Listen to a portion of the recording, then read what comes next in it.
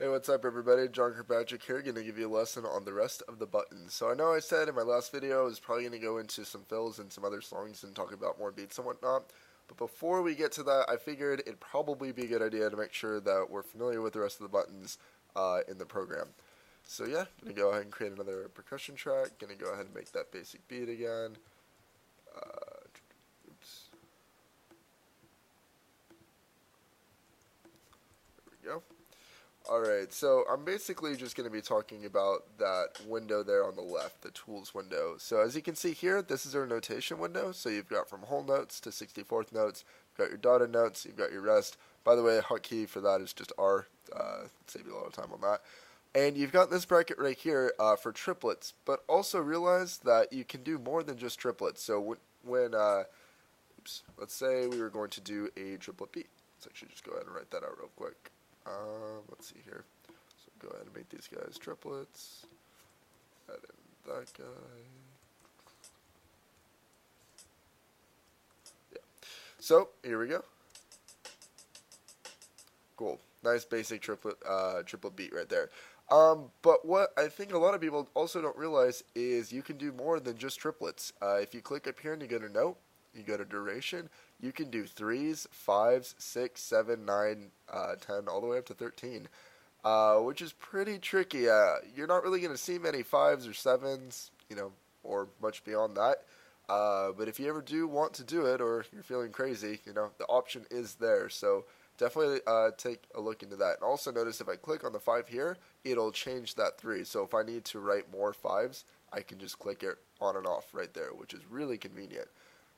Anyways, I'm going to go ahead and set those guys back to triplets. Alright, moving on, we've got the link note. This doesn't really apply for drumming, so we're going to kind of skip over that. Octave stuff, yeah, not really drumming. Again, most of the other stuff, not really concerning drumming, so we'll move on. Dynamics, this being your softest, this being your loudest, it automatically starts you off at forte, so if you need to move around with dynamics, you've got your little panel right there. You do have to go in and go to each individual note to change the dynamic of that note. I do believe you can highlight whole things like this and make it all piano. Yeah, so that'll work. But if you need to just do this note and not that note, you can't really just highlight that and that guy because it'll highlight the whole thing. So it can be kind of a pain. Most of the time, you're just going to leave everything forte.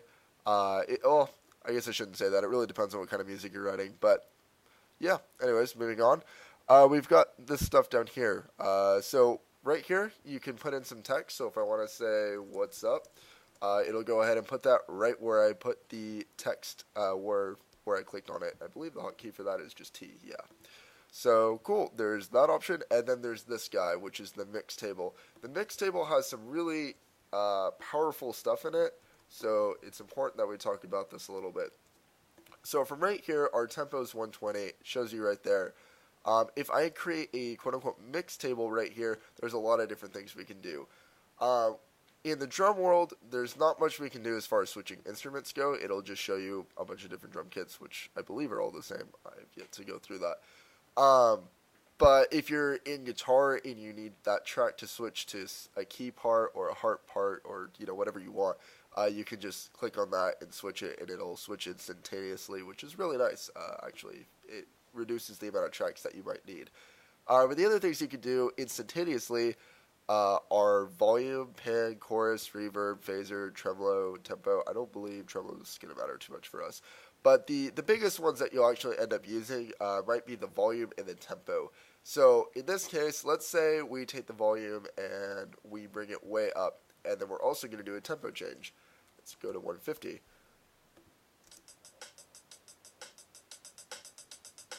So as you can see, right, when it hit that spot, it just took off. Some other cool options with that, though, is you can actually increase the tempo over time. So this is for the 4/4 bar. Let's do it over 4 beats, and let's see how that sounds.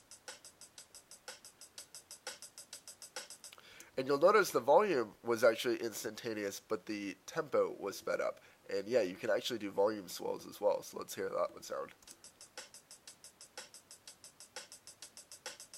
So couple cool options right there. And it, the rest of it applies for pan, chorus, reverb. Again, you're not going to use too much of the chorus reverb stuff. Maybe a pan, but even that's, you know, here and there maybe, but not used all too often.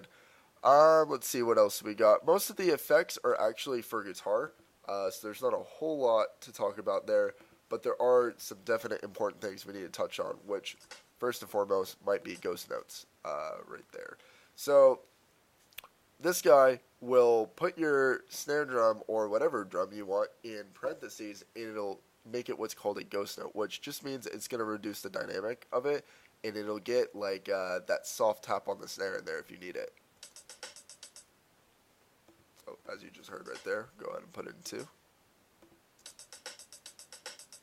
And it's cool because it gives it that da-da, like soft loud kind of feel, and you can experiment a lot with that. You can get some really cool grooves out of this thing.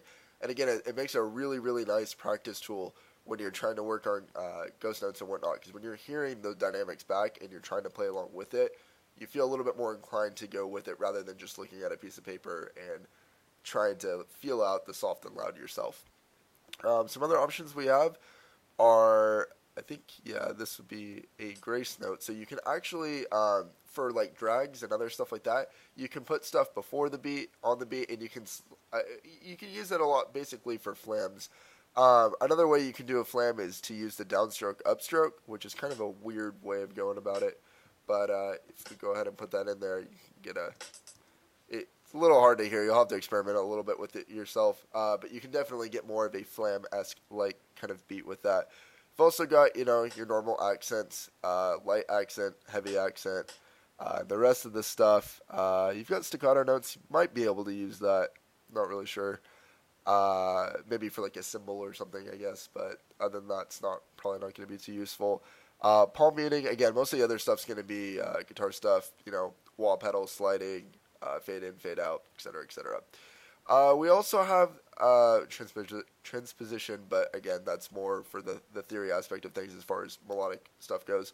And then we have these markers. The markers are actually pretty cool too. So say you're working on a song and this is your first beat right here, and this is your second beat or chorus, if you will.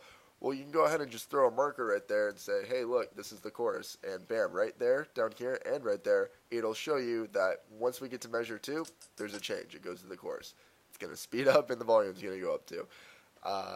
You know, just because that's what's there. Anyways, so that's a pretty decent overview of the tools window. I left out the stuff up here, though, for the bar. So basically, up here, you've got your key signature, time signature, triplet feel.